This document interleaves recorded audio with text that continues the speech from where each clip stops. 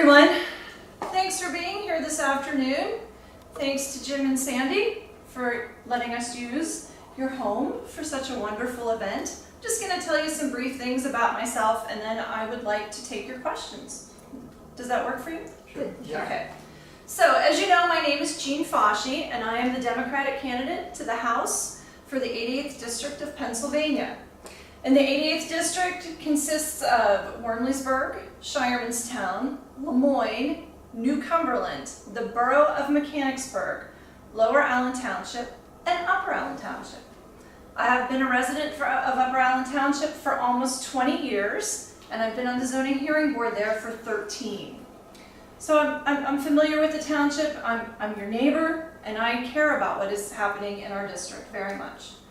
I grew up in the small town of Du Bois, Pennsylvania. I went to the Catholic school for 12 years, and my dad was a professor at Penn State, so I have a political science degree from Penn State. And he said to me, if you want to go anywhere else, you'll pay for it. And I was like, oh, well, I will go to Penn State, which is a fabulous, fabulous school. So for a couple of years, I ran restaurants, and I went back to Penn State, and I got a paralegal certificate, and I moved to this area and began working as a paralegal. My last job was with a publicly traded company, and I was in the legal department there for several years, and then that publicly traded company was purchased by another publicly traded company, and that was the end of my job. And at that time, I had a 1-year-old and a 4-year-old, and I have been fortunate enough to stay home ever since. And now everyone is getting older, and it's time for me to do something additional, right? Something in addition to taking care of my family. So here I am. One of the interesting things about our campaign is that a friend of mine met me in the grocery store, and she said, she just kind of looked at me, and a couple of days later she called me and she said, you know, the Cumberland County Democratic Committee doesn't have anyone to run against Earl Delosier, and Jean, I think you should do that. I went, well, I think you're crazy. But upon thinking about it and talking with my family, we decided that this would be a good thing to do. And I don't know if you know this, but this district, since this seat became open, the seat's never been held by a Democrat, ever. So it's been a Republican seat for a long time, since 1970, I believe. So we're already at no. Right? My opponent regularly runs uncontested, so it's time to give it a shot. It's time to see if we can change things. So that's the brief overview of me. I'll tell you what I'm interested in doing in the Commonwealth as your representative. So my platform is based on safety, health, and education. And first and foremost, we need to be safe. Right, we need to be safe where we worship, we need to be safe in our schools, we need to be safe at work, we need to be safe on our roads. Those things are really important. But safety to me extends far beyond that. That includes being safe to breathe the air. The water that comes out of our faucet, it needs to be safe. And right now, those two things are a serious concern in this county. And the air in this county is among the worst in the nation. And the water across Pennsylvania, we are in serious need of infrastructure, redevelopment, and water testing. Those things are very important to me, and I would focus on those. I also believe that our children need to have healthy food at schools, and I'd like to see a partnership happen between local farmers and local school districts so that children have access to healthy, good food, to produce, the things that are grown from the ground in Pennsylvania. It's the first part, safety. Okay? When you're safe, we can go ahead and we can progress to other things. Healthcare, everyone deserves affordable health and prescription care. There's no way around it. It's time to do it. People should not have to make a decision. Am I going to pay my electric bill this month, or am I going to go buy my medicine? It's ridiculous. In the United States of America, we should not be living like that. Okay? We should have access to the best health care in the world, and we need to work on that, and we need to start right here in Pennsylvania. I also firmly believe that health is you have to be proactive about it. And I believe that people need to have access to healthy food and to fresh air and to clean water and to exercise. So I would be an advocate for those things for you in the legislature. And finally, education. If we don't have good public education, we do not have anything in this Commonwealth. A U.S. News and World Report, a recent one, says that Pennsylvania is ranked 38th in the nation in public education and 50th in terms of higher education. And those are dismal numbers. I'd like to see the adequate and fair funding of public education in the Commonwealth. And I would like to see higher education and or vocational training be affordable and accessible to anyone who wants it. So I really believe that if we have safety and health and education, we are on our way to a very prosperous Pennsylvania. So I'll go ahead and I'd love to answer your questions if you have any. I hope you do. Yes.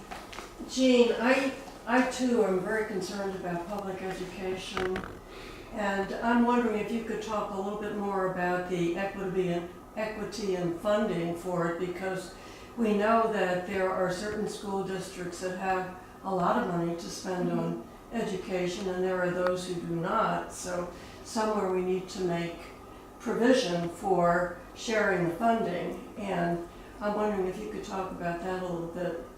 Sure. So the question is about fair funding in public education.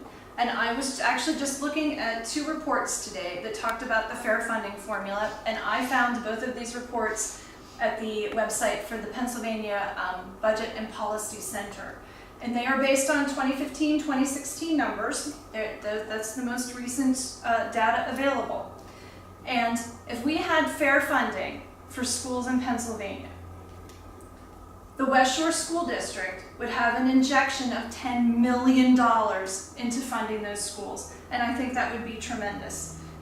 Right here in the West Shore School District, we have schools that are closed because of mold. I believe it's 30% of those children are living in poverty. Okay, we need to fair fund that school. Everyone deserves that education. Okay, so the fair funding formula would do a lot of things, but a piece of it would go ahead and it would say, you know, this is a very, very wealthy school district. This is not so much of a wealthy school district, and we are going to distribute the funds between the two equitably.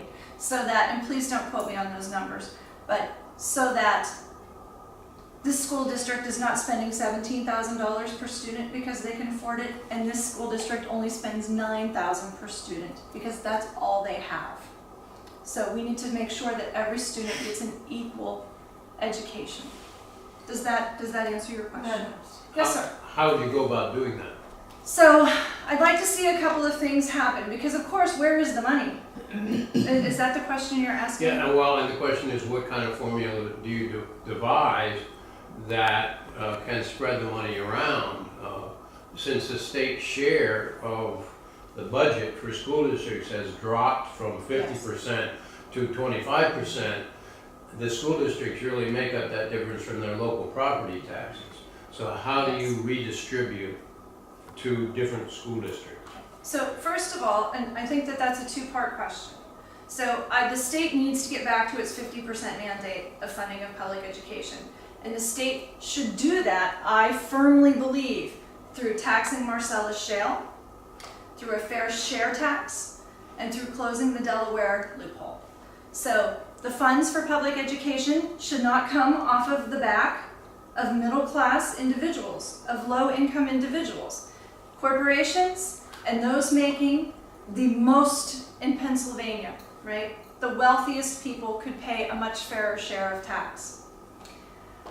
And then once that money is collected, it could be redistributed through the fair funding formula. And I honestly do not know the nitty-gritty of the fair funding formula, but the governor just put that through, and it's not being used equitably at this point in time. Does that answer the question? Yeah. Okay. Yes, sir. As a pediatrician, I'm concerned about the safety of children, and in particular this epidemic of gun violence. What can we do to improve the safety of guns? Okay. So the question is from a pediatrician in the room who is concerned about children and gun safety. So I'm going to give you a little bit of my background before I answer the question. I am from a sporting family in Du Bois, Pennsylvania. I grew up around guns. I went hunting with my father. There was always a gun in the house. There was more than one gun in the house. Okay? When my father passed, my family and I dealt with the transfer of 27 long rifles. And I went to my attorney and said, okay, what's the process? What's the process for transferring? What's the process for reporting this? And she said, there isn't any. They're yours. There you go. And in Pennsylvania, I could give one to each of you if you wanted it, and we would not have to report that transfer, and there is no background check in that transfer. That is very disturbing to me. I'm not interested in taking a gun from a hunter. I'm not interested in removing a gun from a family, right? The guns that are a part of my family have been around for 50 or more years. Okay? I'm not interested in doing that, but we have to have some protections. Okay? I am also a member of the NRA. And what I firmly believe is that things don't have to be all gun rights or all take away guns. We have to meet in the middle so that we can have universal background checks, so that we can have red flag laws, so that we can ban bump stocks, so that we can protect our children. And I'm also interested in working with school officials and law enforcement in developing and implementing plans to keep our students safe in school. And that does not mean arming teachers with guns, arming teachers with baseball bats, or arming students with rocks. Does that help? Well, Okay. Can I follow up with anything? I'm also concerned about the safety of guns. We have more laws covering safety of toy guns than we do real guns. I agree with you. And one of the things that is very bothersome to me in the township that I live in is that it is harder to get access to the dog park than it is to get a gun. Okay, it is. It's very difficult to get a fob to the dog park. It's easier to get a gun. So again, we have to work together on those things. You have to report if your gun is lost or stolen. You should know where your gun is. We should work on safe legislation for gun handling and for what happens if a child gets a hold of your gun.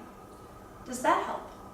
Well, Okay. What would you like to see added to that? well, the guns can be made more safely if we Okay. and we could also have training, because you have to get trained to drive a car, which can be lethal. Shouldn't we also have training to have a gun? And you know what? You know why I think that piece doesn't come to me immediately when I ponder the gun issue? It's because when I grew up in this house, in this hunting family, right? That first of all, if you wanted to be able to shoot a gun, if you wanted to be able to hunt, you had to go through a hunter education course. You had to know how to handle your gun. You couldn't do it, you could not go through that course until you were 12, and then you could not participate if you did not go through the course. So to me, I think, well, everyone is doing that, but they're not, are they? Because it's not required. It should be. I think that handling a gun is something that you have to do often and safely so that it becomes part of your muscle memory. And if you're not doing that, if you're not really familiar with that gun, I think that you are setting yourself up for failure with it. And safe storage of the Yes. ammunition and the gun. Yeah, absolutely. Yes, absolutely. Yes. I'm concerned about all these gas lines and pipelines. I got in the mail a little thing from the gas company saying, here's what you need to know. If you smell something bad, you should do this. If you see dust coming out of the ground, if you see steam coming out of the ground, don't turn on your electric lights. And I'm thinking, well, I don't even know where the pipelines are. And yet, so then they had a little map and they showed little pipelines going around, but they weren't specific. So what can you do about, first of all, informing the citizens and having Pennsylvania have some laws about where all of these pipelines can go? Okay, so I think that the first thing, if we want safety on our pipelines, and we are standing here in the blast zone of the Sunoco Mariner 2. We are standing in the blast zone. And I believe that everyone in this room is aware that there was a fire at the pipeline not that long ago. Okay. The first thing that we need to do if we want to have safety on that pipeline is elect new officials. Because the officials that are serving Cumberland County, okay, my opponent, the opponent in the 87th district also, Pennsylvania's environmental report card came out and they both scored 0.0 on that report card. They both take significant dollars from the oil and gas industry. So that's the first thing. If you want an advocate for your safety where the pipeline is concerned, we need new officials, okay, who do not take dollars from that industry. In Pennsylvania, the Mariner 2 in particular has come through and no one has done a study on safety regarding that. The state did not pay for a study regarding that. There is a group of citizens in Pennsylvania that are putting together the funding to do their own study because Sunoco does not come out and say, this is how we're going to alert you if there is a problem. There are some safety protocols that could be put in place so that if there is a gas leak, everyone in the area is notified with some type of an alarm so that you know not to flip on your light switch, okay? Getting away from such a leak will involve walking because you can't go turn your car on and drive. Did that particular mailing tell you that? It didn't mention about not driving. Yes, you can't create a spark, okay? No one has done any kind of research on what that means as that pipeline goes through our areas where we live. It goes past our schools. Okay, so we need some research on that. We need some safety protocols. I would be your advocate for safety protocols. I don't think there's any stopping the pipeline, okay, but it is taking the movement of gas liquids from a tiny pipe to a 24-inch pipe. And that's huge. The state of the gas will change, pursuant to the ambient temperature. So there are serious concerns there.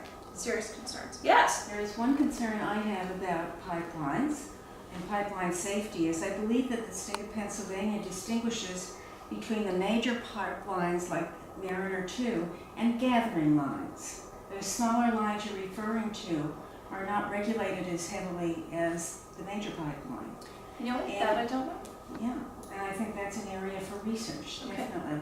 Yes, I agree with Yeah, you. because it is on those gathering lines that some of the explosions occur. Okay. Okay. Yes?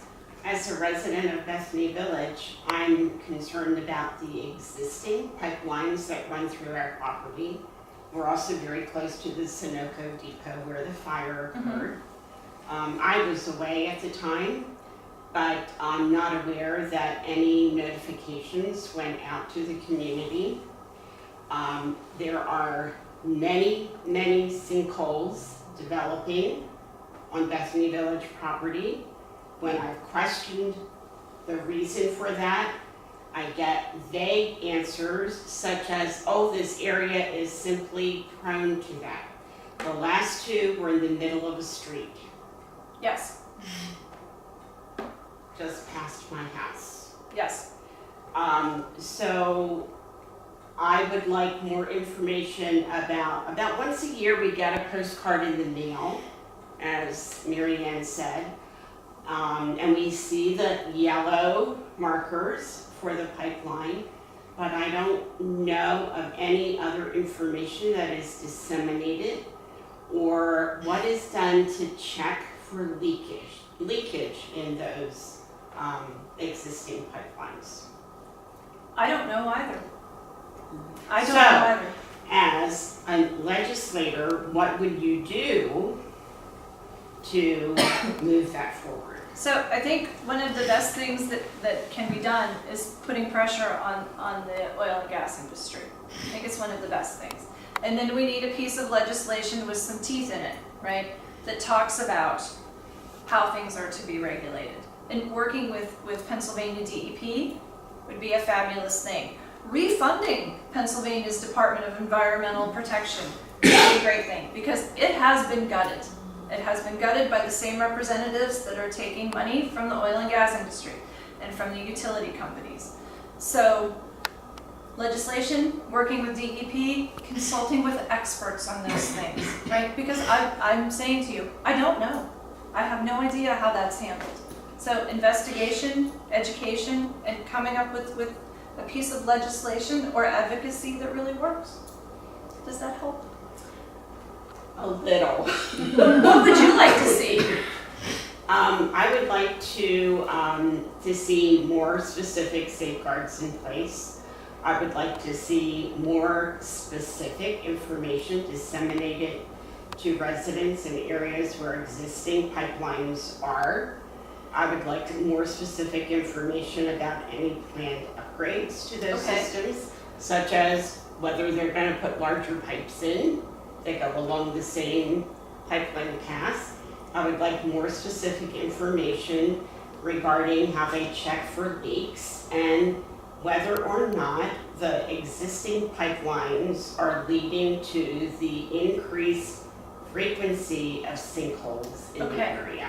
Okay. I think those are all excellent questions, and that's something that we could work on. I know that the Cumberland County Commissioners would like answers to many of those questions, and they called a meeting with Sunoco, and They Sunoco didn't won't show up. come. They didn't show up. Right, so there's going to have to be tremendous pressure put on them. And I know in this township, when they put the new pipeline in, the township said, no one came and talked to us about it. I think there's the issue of eminent domain, There is an issue of and eminent domain. that would be something that the state could deal with, would be that they wouldn't have the right to just say, I'm gonna come through your front yard and you can't do anything. Right, Without more there's- requirements, yeah. and there are going to be issues like that. I imagine that this situation is going to get much more dicey before it gets better. I mean, there are issues with drilling on pipelines where our current house passed a bill in the spring that allows shallow oil and gas drillers to drill, pollute by spilling brine. And they want to make that not reportable so that when the water is polluted, they don't have to clean it up. That oil and gas driller doesn't have to clean it up. Don't think they should be polluting it to begin with. I agree. How do we ever clean it up? How do we ever clean up the water we drink after something like that?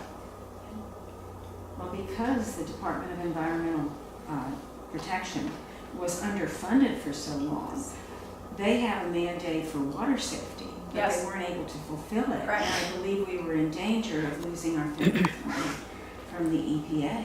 I believe you are accurate. Yes. So, Yes. would you support further funding and regulation from Absolutely. DEP? Absolutely. Yeah.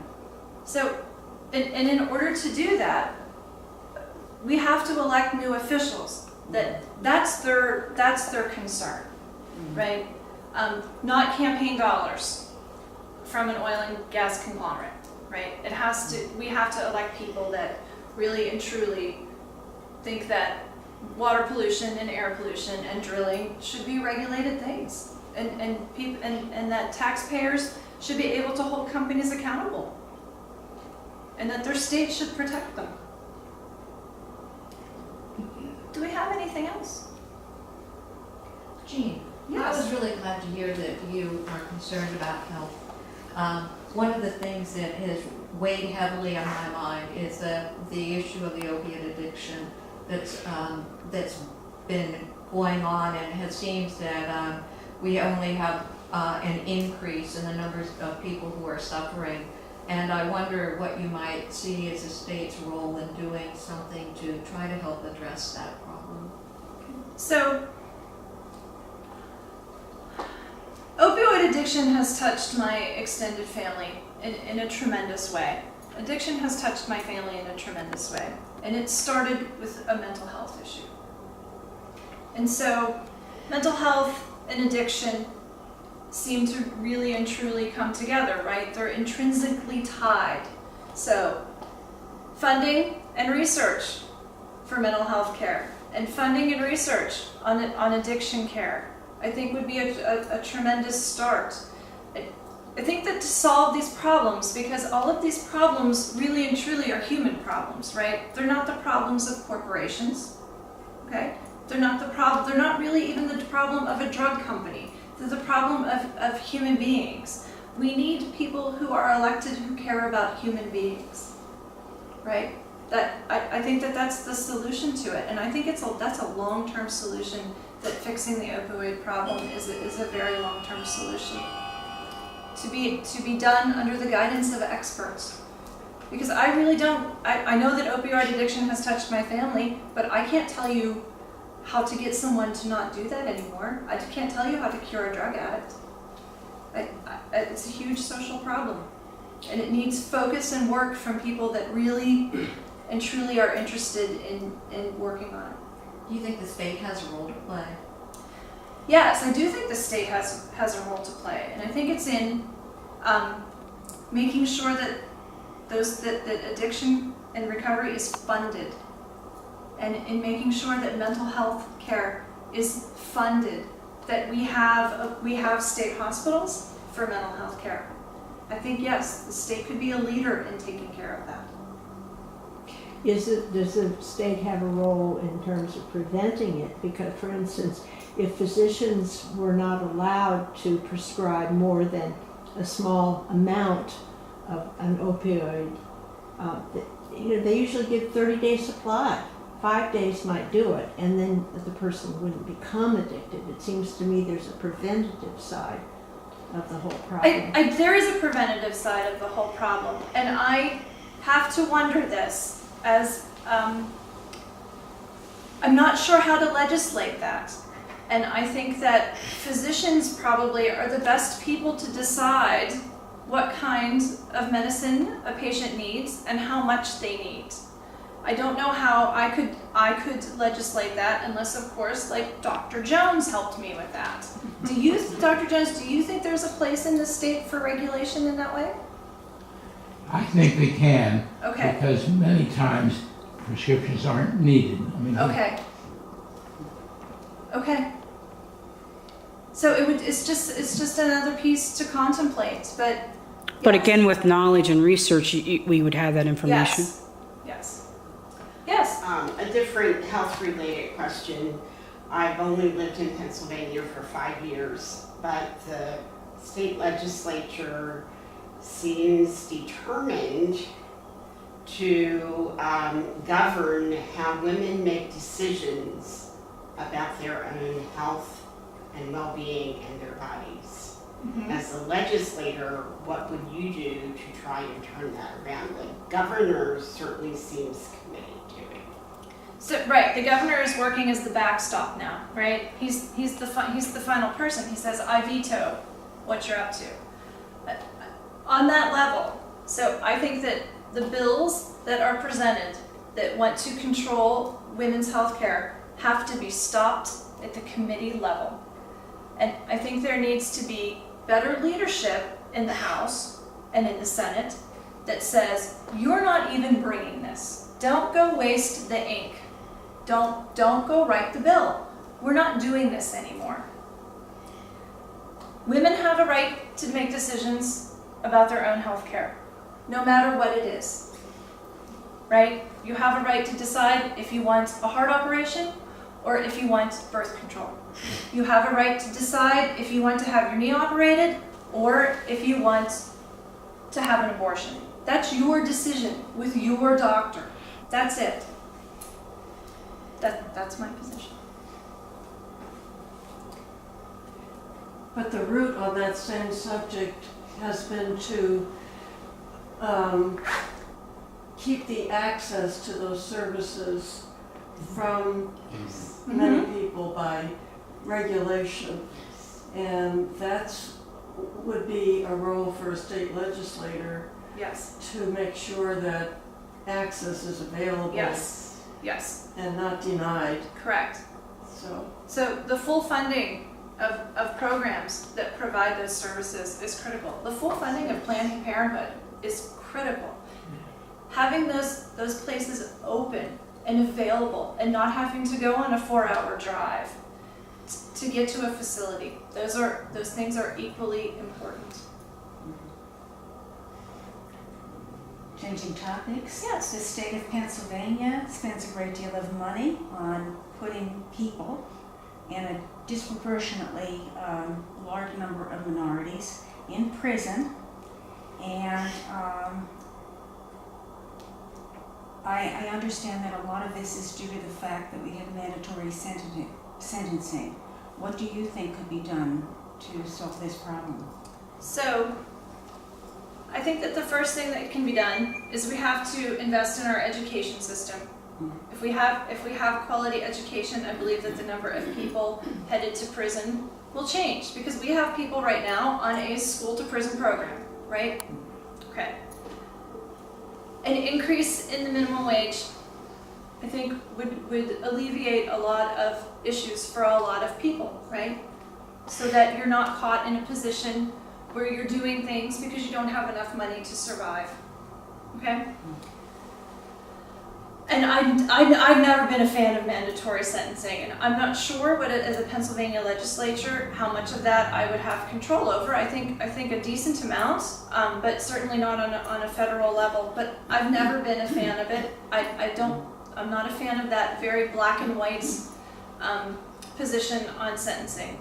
So that would be something that I would work on. Yeah, I was thinking in terms of that, a change in our thinking as to how we treat the corrections facilities and what we do with these inmates, and we should be educating them and not just warehousing them. I think Yes. a whole new way of thinking on that needs to be looked at, and I wondered if that's Yeah, something you- I agree with you. Yeah. I agree with you, and I would not be in favor of private prisons. I think that is just a path to prison. Yeah. I am not really in favor of incarcerating people on drug offenses, unless you are the super dealer, right? But if you're the person, with something in your car, do you really need prison, or do you need another form of treatment, right? We spend a lot of money on sending people to prison and not a lot of money on taking care of addiction. Thank you. Anything else? Yes. Jean, I just wanted to say you have taken a lot of questions and you've answered them very thoughtfully. I'm just wondering, you took on this opportunity to be a candidate. What did you think why did you want to do that, and what characteristics do you have that you think would make you a really good legislator, which I think you Okay. would? So one of the biggest reasons that I wanted to run was the question that you asked me about women's health care. I remember saying to my husband years ago when in Pennsylvania they were trying to change something in the abortion law, right? Like, why are we doing this? Why are they wasting money on this? This should not be happening. These people should be working for us, not against us. But if I can get there, I have the tenacity of a pit bull. I would be one of the people that would say, we're just not doing this. Now, would it work? I don't know, but I think that changing the rhetoric, right, and standing up for women, it would go a long way to changing the environment in the legislature. So I'm smart. I think very differently than many people. And I think that that's one of my most positive attributes. And I have been in the service industry. I've been in service all of my life. Okay, so whether it was running a restaurant or waiting on people in college or being a paralegal, they're all service industries. And being a legislator, that's a service industry, right? I'm there to serve you, okay? I'm not there to have an ego or to let my own thoughts get in the way or to make decisions that based on topics that I don't know enough about to make the decision, right? I have to know that I have to go and get help from someone.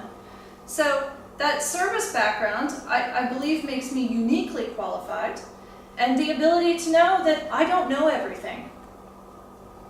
I think those are two good things I could add. I agree, thank you. Thank you. Anything else? All right, well, thank you